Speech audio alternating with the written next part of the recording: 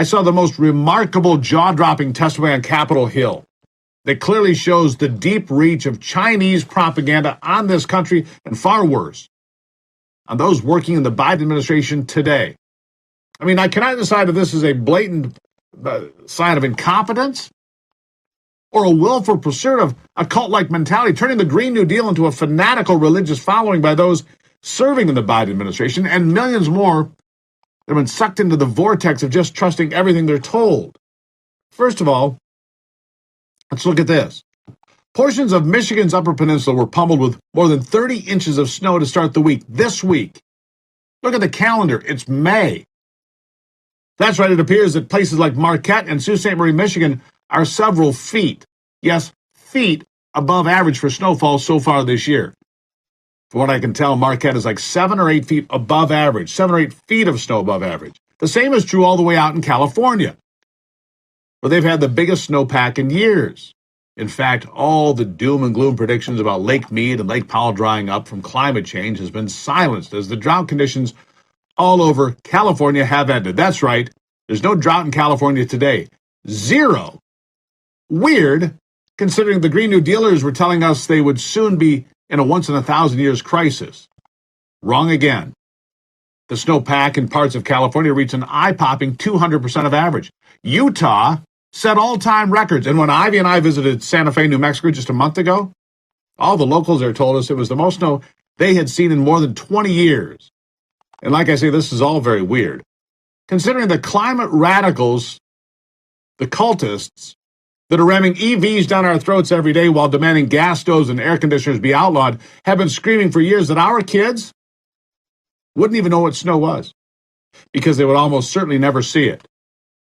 In March of 2000, for example, David Viner declared the whole world would not see snow within a few years.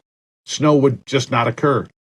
Gee, Dave, you may want to phone the folks in the Sierra Nevadas or Marquette unless the power's still out. Just saying.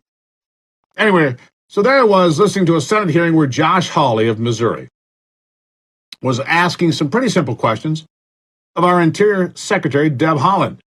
Now, Haaland is among those that is the most aggressive in pursuit of destroying American energy because the planet is so warm that Michigan's getting 3 feet of snow and California's got double its snowpack. It was truly a remarkable exchange because it seems Secretary Haaland has no idea how we combat climate change or much of anything. She doesn't understand how any of this works. Listen. On the subject of these sweeping mandates related to electric vehicles that the Biden administration has imposed, including now for our military, the metals needed to make the lithium-ion batteries in those vehicles are, of course, lithium, nickel, graphite, and cobalt. Now, can you tell me what nation is the largest producer of refined lithium in the world? No, I can't. It's China. Can you tell me which nation is the largest producer of refined cobalt in the world? No, Senator. It's China. Do you know what nation is the largest exporter of natural graphite to the United States globally? No, Senator. It's China. Okay.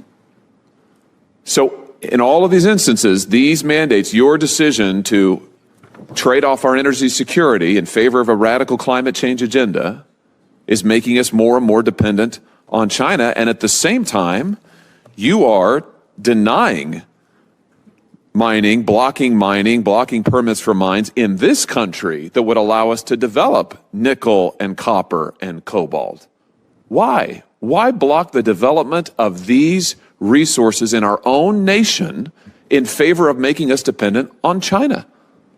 Senator, are you referring to the Boundary Waters? I'm referring to the Twin Metals mine in Minnesota. I think that Senator Bross was just asking about. Yes, near the Boundary Waters, which is an iconic place and, of course, a very valuable ecological system to many plants, animals, species. I'm sorry, Senator, but I actually don't know anything about much of anything. I got my job because I checked a box. Clearly. Incredible, right?